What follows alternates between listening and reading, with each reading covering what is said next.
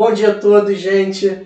Aqui é o seminarista Diego Branco, da Igreja Batista Memorial em Itaúna. Eu quero desejar boas-vindas a você que está acompanhando o nosso canal, seja você membro da nossa igreja ou visitante, que Deus esteja abençoando a sua vida através das mensagens que estão sendo ministradas através dessa ferramenta. Não se esqueça, vai lá no joinha, clica, deixa o joinha azulzinho para marcar que você gostou do vídeo. Comenta alguma coisa lá, tá? Porque isso, o YouTube tem um algoritmo que faz entender que o vídeo é relevante. Tá? Se inscreva no canal e clica no sininho para você receber as notificações. Agora, nesse momento, nós estaremos entrando na terceira lição da Escola Bíblica Dominical, a revista que fala sobre a vida de Paulo, o apóstolo, e essa terceira lição tem por título Não as obras, sim a graça. Eu estou com a minha versão impressa aqui, é uma versão que eu imprimi dessa lição para a gente estar fazendo um acompanhamento. Não vou estar lendo todos os tópicos por completo, a gente vai ler alguns pontos destacados para facilitar a tua vida, porque a gente sabe que o arquivo desse trimestre é digital e você provavelmente já leu a sua lição, mas não tem condições de acompanhar. Algumas pessoas, o mesmo smartphone que utiliza para ler a lição é o smartphone que está sendo utilizado para acompanhar a nossa live. Então a gente vai facilitar um pouquinho a vida de vocês, não fazendo a leitura, porque a gente sabe que não tem como fazer o acompanhamento completo. Então vamos lá, a gente vai abrir a palavra de Deus no livro de Efésios, capítulo 2, os versos 8 e 9. Efésios, capítulo 2, versos 8 e 9. Nos diz assim a palavra de Deus: Porque pela graça sois salvos, mediante a fé, e isso não vem de vós, é dom de Deus, não de obras, para que ninguém se glorie. Abaixa sua cabeça, vamos falar com o Senhor. Bendito Deus, eterno Pai, nós te damos graças pela Tua palavra, Pai, inspirada e preservada até os dias de hoje, Pai. Muito obrigado pelo privilégio, Senhor, de estarmos conhecendo das doutrinas, Senhor, tão maravilhosas para nós, meu Pai. Muito obrigado, meu Pai, por esses benefícios tão grandiosos, Senhor. Nos faz, Pai, ter sabedoria na aplicação da Tua palavra. Nos faz ter entendimento, Senhor. Que nesse momento, Pai, o Senhor possa estar iluminando as nossas mentes e que o Espírito Santo de Deus possa estar participando desse momento de aula, Pai, para que essa palestra não seja uma palestra morta, Pai, uma palestra sem vida, sem entendimento, Pai, mas que Ele mesmo possa estar nos impulsionando a estar praticando a Tua palavra. Essa é a oração que eu te faço pelo nome do Senhor Jesus. Amém, Pai. O título da lição, Não as obras, sim a graça, é um título bastante provocativo de uma doutrina ao qual o apóstolo Paulo, mestre, por ser tanto judeu como cristão, ele tinha autoridade para poder falar. A gente vai estar lendo o tópico da introdução, algumas linhas, para que a gente possa estar fazendo a explanação e estar entendendo o que o autor está querendo trazer e dizer para a gente. Esse é um assunto que ainda se encontra vigente nos dias de hoje, um assunto que, por mais que no nosso contexto, por exemplo, no contexto da Igreja Batista Memorial de Itaúna, a gente não passa pelo problema da judaização, doutrinas judaicas entrando no nosso meio, mas ao mesmo tempo a gente passa por problemas de legalidade, legalismo, a gente pode estar fazendo um avanço da nossa religiosidade, a gente pode estar fazendo um avanço da nossa vida cristã no piloto automático, e ao invés da gente estar crescendo dentro do entendimento, dentro de um relacionamento verdadeiro com o Senhor Jesus Cristo, a gente está crescendo em religiosidade. Talvez esse seja o seu caso, talvez esse seja o meu caso. Então a gente tem que ficar atento o tempo inteiro para que esse relacionamento não se torne um relacionamento robótico, não se torne um relacionamento de um ponto leva para outro ponto e leva para outro ponto, mas que a gente possa estar ligados e tratando o Senhor Jesus como pessoa e não como uma doutrina, não como um conjunto de regras e que a gente possa estar exercendo o nosso cristianismo de maneira saudável. O autor começa a nossa lição dizendo que uma questão ainda discutida em nosso meio é a relação correta entre a lei, no caso aqui, Torá, e o sistema do Antigo Testamento para se aproximar de Deus, e a graça mostrada no Novo Testamento. É o nosso caso.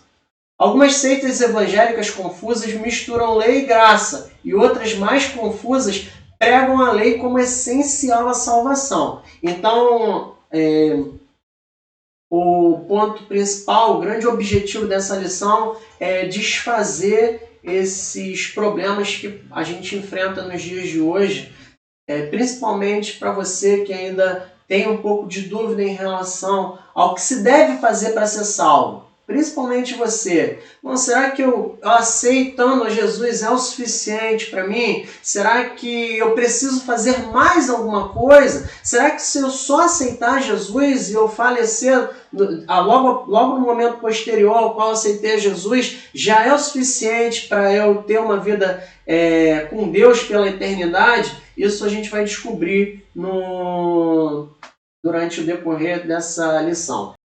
A gente falou que o apóstolo Paulo, ele era um judeu ortodoxo. A gente falou que ele tinha essa autoridade para ele estar fazendo a aplicação do que a gente vai estar falando nessa manhã. O texto de Gálatas 2,14 diz: "E na minha nação excedi em judaísmo a muitos na minha idade, sendo extremamente zeloso das tradições do meu pai." Por quê? Porque ele foi criado num judaísmo rigoroso, ele teve uma criação onde ele aprendeu que a lei era o caminho da salvação, que a obediência à lei ela salvava o fiel, mas após a sua conversão, ele muda o seu paradigma. E aí ele passa a fazer uma nova aplicação da lei. E é sobre isso que a gente vai estar falando nessa manhã. O tópico 1, o autor começa dizendo assim: Paulo não encontrou a justificação de seus pecados na lei, mas na fé em Jesus. Paulo não encontrou a justificação de seus pecados na lei, mas na fé em Jesus. E ele diz mais: a lei, como qualquer sistema religioso, não pode nos dar perdão dos pecados, só a fé em Cristo. E aí eu queria fazer uma aplicação com você, e principalmente para você que ainda tem dúvida em relação a se o cristianismo é ou não a verdadeira religião. Eu queria que você que ainda precisa de uma orientação, precisa de um caminho para você chegar até os céus, eu queria deixar claro uma coisa. Se você for fazer uma comparação das religiões, você vai encontrar muita dificuldade em discernir todas as outras religiões. Porque só o cristianismo é uma religião de fé. Eu não sei se você parou para reparar isso. No judaísmo, por exemplo, a religião a qual a gente está fazendo uma análise aqui na lição de número 3, é uma religião ao qual o judeu ele diria claramente para você que ele merece ser salvo porque ele faz a guarda da Torá, porque ele observa todos os mandamentos. O judeu diria que ele merece ser salvo porque ele guarda o sábado. O judeu diria que ele merece ser salvo porque ele faz as orações de acordo com a lei judaica. E aí tem 613 mandamentos, não só o decálogo, os 10 mandamentos, mas o judeu ele tem uma série de 613 mandamentos ao qual ele observa e procura praticar. E ele diz que por isso ele merece ser salvo. Talvez se você procurar um espírita e perguntar a ele por que ele merece ser salvo, ele vai dizer algo muito parecido. Não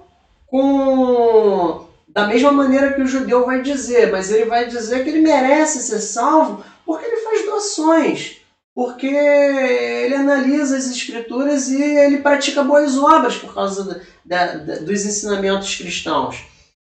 Talvez se você parar para conversar com alguém da religião romana, ele vai dizer que a religião romana é a verdadeira igreja, de que ele obedece às ordenanças do Papa, de que ele faz determinada reza com determinada frequência e por isso ele mereça ser salvo. Mas se você procurar um cristão verdadeiro, um cristão genuíno, e perguntar assim, por que você merece ser salvo? O cristão genuíno, verdadeiro, que tem consciência da lei de Deus, que tem consciência da graça, que tem consciência do pecado, que foi convencido pelo Espírito Santo do pecado, da justiça e do juízo de Deus, muito provavelmente ele vai te responder que ele não merece ser salvo. E que ele vai ser salvo por mérito de Cristo e não por mérito dele. Ele muito provavelmente ele não vai citar absolutamente nada do que ele fez. Ele não vai citar absolutamente nenhuma obra ao qual ele deva apresentar ao Senhor e dizer assim, eu mereço ser salvo exatamente porque eu fiz isso, ou exatamente porque eu fiz aquilo, ou porque eu pratico determinada coisa, ou determinada questão. Não, o cristão verdadeiro, ele vai parar, ele vai olhar para dentro de si e ele vai dizer, não, eu transgredi toda a lei, eu transgredi de todas as maneiras possíveis, eu tenho culpa, eu carrego pecado dentro de mim, mas o sangue do Senhor Jesus, que é o Cordeiro de Deus, é o que tira o pecado do mundo, é por causa dos méritos dele que eu mereço ser salvo, é por causa dos méritos dele que o Senhor, através do Espírito Santo, vai me dar a garantia da salvação. É por causa dos méritos dele que eu tenho paz interior e não por causa dos meus méritos. É isso que vai fazer a diferenciação do cristianismo das outras religiões. E o autor está fazendo o título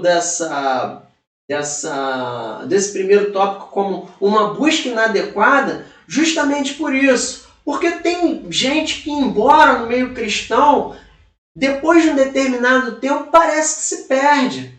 Parece que depois de um determinado tempo começa a tornar aquele relacionamento que era sadio, saudável, aquele relacionamento que era verdadeiro, aquele relacionamento que era diário com a pessoa do Senhor Jesus Cristo, com o Espírito Santo de Deus, com Deus Pai, começa a transformar isso numa religião, numa religiosidade, numa legalidade. Ele começa a acumular determinadas responsabilidades e tratar essas responsabilidades como se elas fossem necessárias para a sua salvação. Existem pessoas que depois de um tempo em que elas estão imersas dentro do cristianismo e que ela entrou no cristianismo verdadeiro, parece que ela muda de caminho.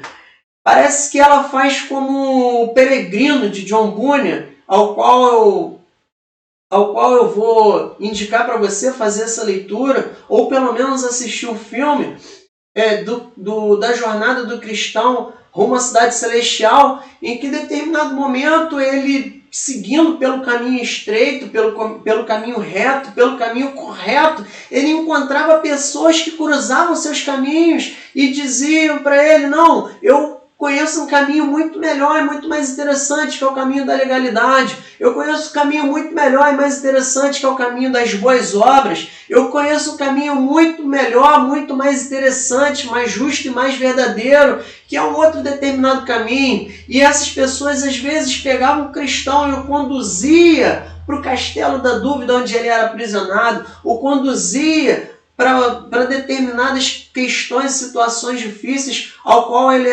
era obrigado a enfrentar e passar, e ele tinha muito trabalho para poder voltar para o caminho estreito e correto. Talvez você tenha feito como cristão do Peregrino de John Bunyan, que no final tem um final feliz e consegue entrar dentro do reino de Deus. E glória a Deus por isso, glória a Deus por John Bunyan, que foi um grande cristão, 12 anos aprisionado, deixou um livro de tamanha sabedoria para que a gente possa estar fazendo uma comparação com a nossa própria vida. Mas talvez você precise fazer a análise que o autor está provocando para você. Se você não está fazendo essa busca inadequada, ele vai dizer que a bagagem legalista de Paulo ela foi algo inútil. Ele vai dizer que Paulo considerava todo o sistema religioso como esterco. Paulo que tinha orgulho de ser judeu, Paulo que tinha orgulho de ter perseguido a igreja, Paulo que tinha orgulho de ser fariseu, ele vai considerar tudo isso como refúgio. E essa conduta irrepreensível de Paulo se torna algo completamente inútil. Bom, então você deve estar se perguntando assim, Diego, então qual deve ser o meu papel em relação à lei? Qual deve ser o meu papel em relação à religião que eu pratico? Porque a religião, ela é uma ferramenta ao qual eu faço utilidade para poder me chegar mais ao Senhor Jesus. E eu vou dizer para você, primeiro, em relação à religião judaica, nós devemos ler, entender e praticar o Antigo Testamento através de uma interpretação correta e através de uma interpretação didática. A gente vê os apóstolos fazendo isso. Por exemplo, o apóstolo Paulo, quando ele vai defender a sua prebenda pastoral, quando ele vai dizer que ele tem direito também a um salário, a viver da igreja como os outros apóstolos, ele vai citar uma lei do Antigo Testamento, ele vai dizer que ele vai citar um texto dizendo: não atarás a boca do boi enquanto debulha. O boi está lá trabalhando, então ele necessita comer enquanto ele trabalha. E ele vai fazer uma citação. Por acaso é com boi que o Senhor Deus está se preocupando? Então, talvez você pense na colheita da vinha. A colheita da vinha era algo que o judeu deveria fazer, e ele saía para fazer a colheita na sua vinha, e ele tinha um cesto para poder fazer a colheita. E no momento em que esse cesto enchia de uvas, ele deveria voltar para sua casa e fazer o uso daquelas uvas, tanto para uso pessoal quanto para comercialização, mas ele não deveria voltar depois de ter esvaziado o cesto e continuar a sua colheita com o cesto vazio. Por quê? Porque a lei dizia que tudo que Deus tinha produzido a mais do que caberia naquele cesto era para alimentar os pobres, os órfãos e as viúvas que passassem por esse lugar. E Deus estava preocupado com o que naquela ocasião? Deus estava preocupado em transformar o coração daquele judeu e ensinar para aquele judeu de que ele deveria ser uma pessoa com compaixão, ele deveria abrir mão da sua avareza, ele deveria entender e reconhecer que a terra produziu mais do que ele poderia consumir, porque ele deveria exercer a justiça perante a sua sociedade. E exercendo essa justiça, as mãos dele, com liberalidade com aquilo que ele tinha aberto mão para coisas a mais, para não acumular mais do que ele deveria e de repente acabar estragando, ele ia exercer justiça. E assim Deus usava a lei para poder estimular o povo, para ensinar o povo, para educar o povo a transformar os seus corações, e não um conjunto de regras e sobre regras. Talvez você esteja pensando por que Deus mandou construir um parapeito quando um judeu construía uma laje, uma escada para essa laje, porque se alguém subisse naquela laje e caísse daquela laje, o judeu que construiu aquela laje sem construir um muro à sua volta seria responsável por sua morte. O que Deus está querendo dizer com isso? Ele estava querendo dizer que nós temos responsabilidades com as vidas uns dos outros. Então, antes da gente pensar na lei por lei, regra por regra, a gente tem que pensar que tudo tem um objetivo. E é por isso que Jesus Cristo fazia uso desses objetivos para poder trazer um ensinamento mais profundo e mais correto. Talvez você esteja se perguntando assim, bom, em relação à lei judaica eu já entendi, mas em relação à minha religião, em relação aos costumes, em relação às doutrinas, como é que eu me porto, o que é que eu faço? Bom, então a gente tem que pensar da mesma maneira que a gente estava analisando a religiosidade judaica. A mesma maneira a gente tem que fazer o uso para a nossa religião. Como assim? Bom, eu tenho que encontrar o princípio que está por trás de determinado costume. Por exemplo, a gente é estimulado constantemente a fazer os cultos nos lares, os cultos chamados cultos domésticos. Talvez você tenha feito seus cultos domésticos por uma questão de obrigatoriedade. O pastor está estimulando a fazer, então eu vou fazer. Mas não é isso que Deus quer. Deus quer que você faça o seu culto doméstico para você fazer uma manutenção diária junto com a sua família no seu relacionamento com Deus. Deus quer que você ofereça o seu coração dentro desse culto. E da mesma maneira a leitura bíblica, da mesma maneira a oração. A gente não pode e não deve fazer uso dessas ferramentas de relacionamento com Deus de maneira religiosa, de maneira mecânica, de maneira automática. Não, muito pelo contrário. A leitura bíblica, a oração, elas devem ser ferramentas de relacionamento com Deus. E aí, como é que a gente pode concluir esse tópico? Esse tópico que o autor está propondo e provocando você e eu a estarmos pensando. A gente pode concluir com o texto de Tiago, capítulo 2, verso 18. Mas alguém dirá, tu tens a fé e eu tenho obras. Mostra-me a tua fé sem as tuas obras, e eu, pelas minhas obras, te mostrarei a minha fé. Isso leva a gente a entrar no segundo tópico. E o segundo tópico, o autor ele vai dizer que Cristo é o fim da lei. E da mesma maneira eu quero dizer que Cristo é o fim da religião que a gente exerce. O problema proposto por esse tópico é justamente esse. Quando a gente esquece de Cristo em detrimento da lei. Ou quando a gente esquece de Cristo em detrimento da religião. O autor ele vai dizer o seguinte, a religião legalista, seja dos fariseus ou seitas atuais, e eu incluo também a nossa religião, mesmo não sendo uma seita, mas nós caímos no perigo de religiosizar, se é que essa palavra existe, mas religiosizar demais a nossa vida e fazer uso das ferramentas da religião como meras ferramentas e seguir os costumes da religião e seguir os costumes doutrinários e se agarrar a esses costumes como se eles fossem suficientes para nos fazer chegar até Deus. E o autor continua dizendo que nos enchem de regras. Por isso que eu incluí também a nossa religião. Ela enfatiza o que a pessoa deve fazer. O Evangelho de Jesus, pregado por Paulo, enfatiza o que Deus fez para que ninguém se vaideça por ter feito que Deus o aceitasse. Deus nos aceita não pelo que fizemos, mas pelo que Ele e Jesus fizeram na cruz. E aí você não precisa estar no Novo Testamento para você entender isso. Sabe quem já tinha entendido isso? Davi. Davi já tinha entendido isso lá no Salmo 51, quando ele estava desesperado porque ele tinha cometido aquele pecado terrível. E ele escreve no verso 17 o seguinte, sacrifícios agradáveis a Deus são espírito quebrantado, coração contrito e compungido não desprezará, ó Deus.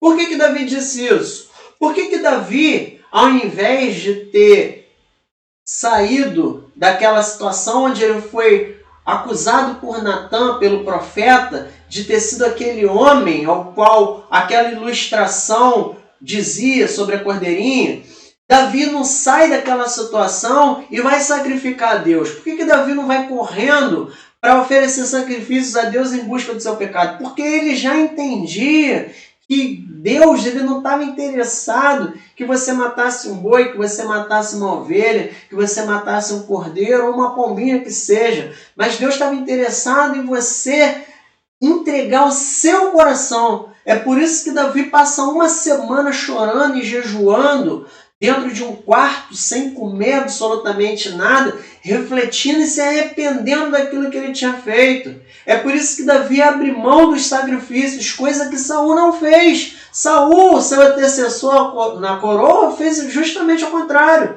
Saul, ele desobedece a Deus e ele fica com os despojos do povo inimigo, o qual era direito, mas naquela ocasião Deus disse para não fazer. E Saul pega os despojos e quando Samuel vai de encontro a Saul, ele diz assim, por que você desobedeceu a Deus? E ele vai dizer, Porque esses despojos ao qual eu peguei são para usar para sacrifício. E aí aquela famosa frase que se tornou um cântico também bem famoso, é melhor obedecer do que sacrificar. Esse é o problema da gente abandonar Cristo em detrimento da lei. Davi não fez isso. Davi reconheceu que Cristo e Deus queriam o seu coração. Saul não entendeu isso. Saul entendeu que as ferramentas religiosas que eram importantes. É por isso que Saul tem a fama que tem e teve o fim que teve, e por isso que Davi foi o maior monarca de Israel. O autor ele vai continuar dizendo que a lei ela teve uma determinada função. E qual foi a função da lei? A lei foi um aio para nos conduzir a Cristo. Mas o que significa aio? Ele vai explicar.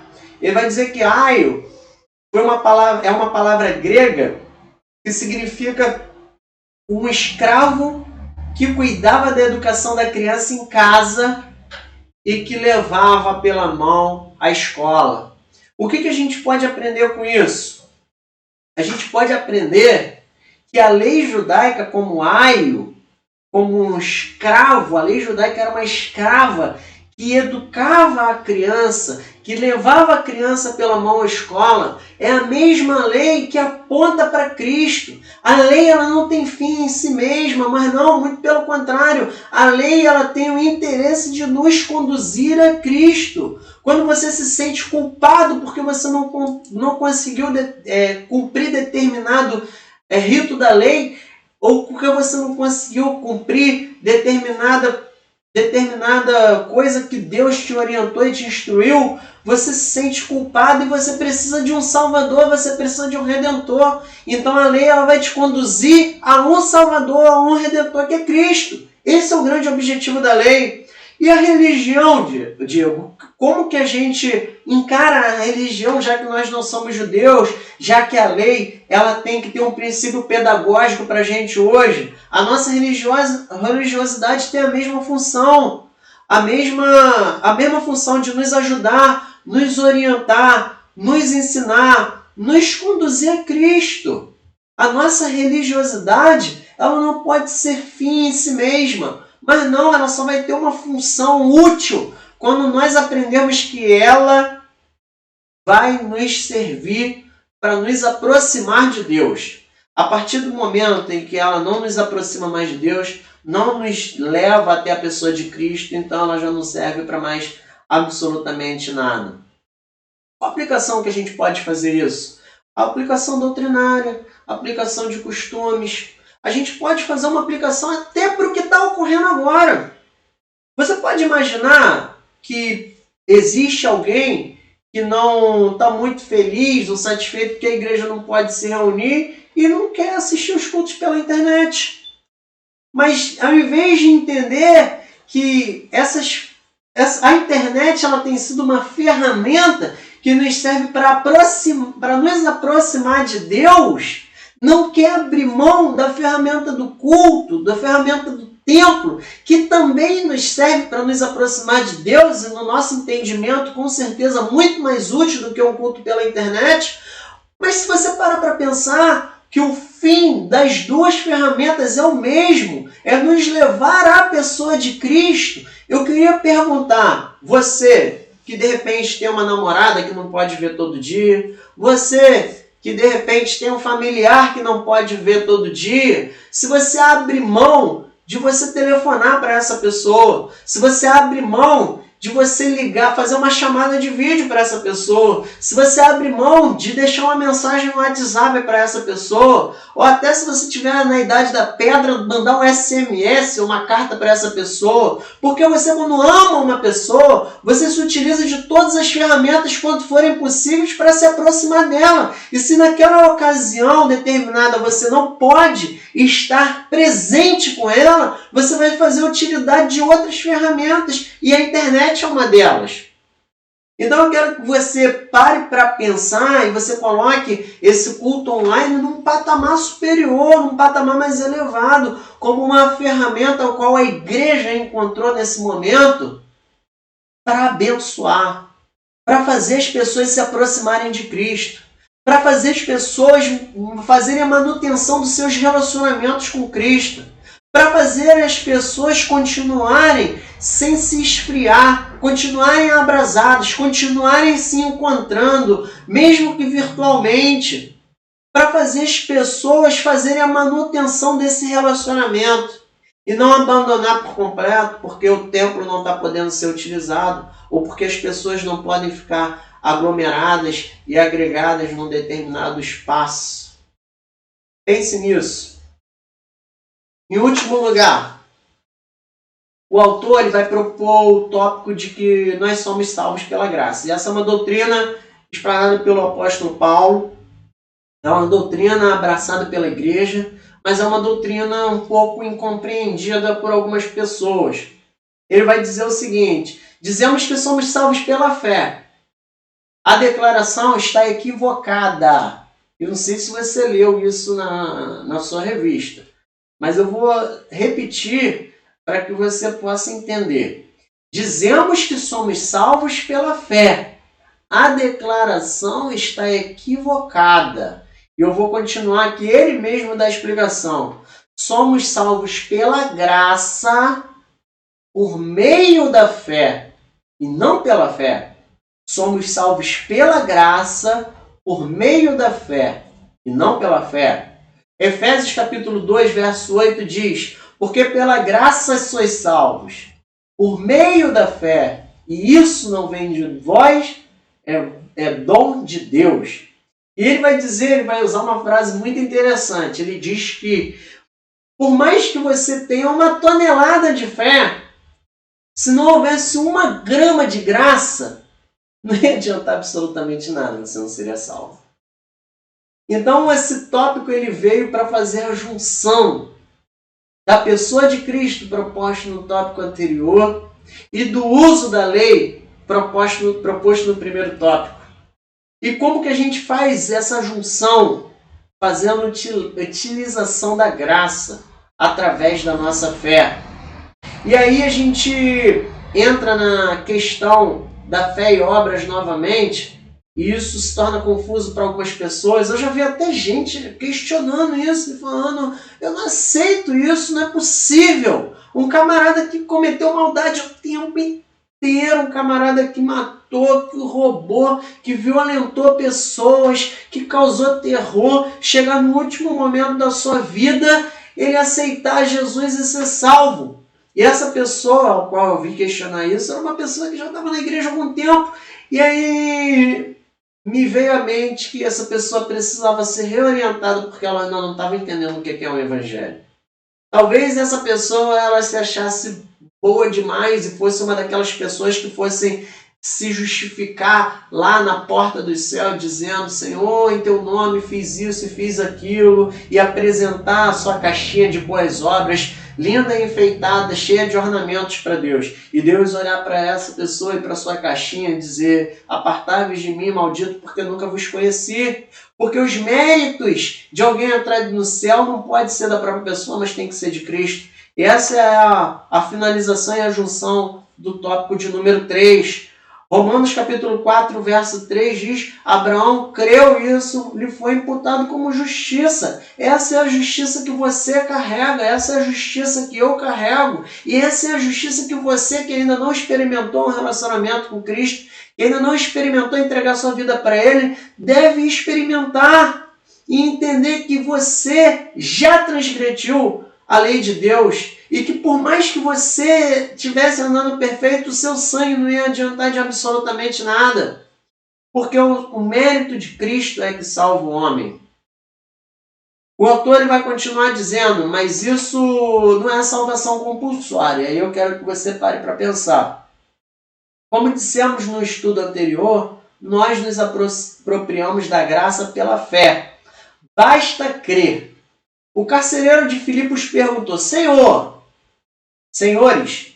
que me é necessário para fazer para me salvar? Em Atos 16:30. E lá em Atos 16:31 ele ouviu a seguinte resposta: crê no Senhor Jesus e serás salvo tu e a tua casa. E aí o autor ele vai falar sobre a rejudaização do evangelho, o costume que está entrando em voga aí, que não nos alcançou e espero que não nos alcance, porque isso já está resolvido desde Atos capítulo 15, que os costumes da lei, que fiquem na lei. Quando troca de sacerdote, troca também a lei. Então a gente sabe que a lei ela deve ser avaliada, ela é santa, ela é boa, ela é justa, mas de uma forma didática nós devemos fazer uma aplicação e exaltação dela. Mas de forma religiosa, jamais. A gente tem que abandonar. E também aproveito para fazer um apelo a você que tem sido uma pessoa religiosa demais, que tem dado valor à letra da lei, que tem sido instruída dentro da lei, você que é regradinho, certinho, bonitinho, e a gente não tem nada contra isso, muito pelo contrário, a gente entende que quando a pessoa faz uso disso para se relacionar com Cristo, isso é perfeito, essa junção. Meus parabéns! Se você é regradinho, bonitinho, certinho, para a honra e glória de Jesus. E se isso tem que se aproximado você de Jesus. Mas se tem te afastado, porque você olha para o lado e vê que nem todo mundo é bonitinho, certinho, regradinho. Se tem te afastado porque você usa isso para fazer juízo do próximo, que você usa isso para julgar o teu próximo, você usa isso como um conjunto de leis e ordens ao qual você deve seguir letra por letra e está entrando num legalismo, nesse labirinto que é difícil de sair, que em nome de Jesus, que você venha a ser consciente de que você precisa retornar a um relacionamento verdadeiro e genuíno com Deus. Em último lugar, o autor faz uma proposta, ao qual vem sendo usada na nossa revista como último tópico para pensar e agir. A gente vai estar fazendo a leitura dessa proposta dele. Primeiro, somos salvos pela graça, não pela lei. Isso a gente viu nos tópicos anteriores. Porquanto, isso é uma citação agora de Romanos 3:20. Porquanto pelas obras da lei nenhum homem será justificado diante dele, pois o que vem pela lei é o pleno conhecimento do pecado. Em segundo lugar, o autor propõe: somos salvos pela graça por meio da fé. Não é a nossa fé que arranca alguma coisa de Deus. É a graça de Deus que nos oferece, que Deus nos oferece, e nós nos apossamos pela fé. Em último lugar, terceiro, nunca nos orgulhemos espiritualmente, pois nada somos e nada merecemos. É a bondade de Deus que nos dá tudo, para mostrar nos séculos vindouros a suprema riqueza da sua graça, pela sua bondade para conosco em Cristo Jesus. Que o Senhor possa estar abençoando a todos nós, que a gente possa estar fazendo uma aplicação sábia desse estudo que nós tivemos nesse momento, que o relacionamento com Jesus Cristo possa ser uma realidade em cada um que está assistindo esse vídeo, abandonando as ferramentas por fim nelas mesmas, mas utilizando-as como um método de se aproximar do nosso Senhor Jesus. Baixa sua cabeça, vamos orar finalizando esse estudo. Santo Deus, muito obrigado pela sua palavra lida. Muito obrigado, Senhor, pelo autor dessa lição, Pai. E muito obrigado, Senhor, porque o seu Espírito se fez presente no nosso meio, nos orientando, nos iluminando, clareando a nossa mente, Pai, para que nós façamos uso da sua palavra de maneira correta. Senhor, não nos deixe entrar no labirinto da religiosidade, mas eu te peço, Pai, para que em nome de Jesus, um relacionamento verdadeiro, genuíno, puro contigo, Pai, seja a nossa ferramenta e seja o fim da nossa religião. Fim não como final, mas como meta. Em nome de Jesus é isso que eu te peço. Amém. Porque a graça de Deus se manifestou, trazendo salvação a todos. Pois o seu poder alcançará os lugares mais distantes do mundo, e ele trará a paz. Mas receberão poder quando o Espírito Santo descer sobre vocês, e serão minhas testemunhas em Jerusalém, em toda a Judéia e Samaria, e até os confins da terra. Todas as nações virão à tua presença e te adorarão. Pela graça que por Deus me foi dada, que seja ministro de Jesus Cristo para os gentios, ministrando o Evangelho de Deus, para que seja agradável a oferta dos gentios, santificada pelo Espírito Santo. Em seu nome as nações colocarão a sua esperança. Portanto, ide e fazei discípulos de todas as nações. Eu sou o caminho, a verdade e a vida. Ninguém vem ao Pai senão por mim. Alegrem-se os céus e a terra exulte. Diga-se entre as nações, reina o Senhor. Alegrem-se sempre no Senhor. Novamente direi, alegrem-se. Seja a amabilidade de vocês conhecida por todos. Perto está o Senhor.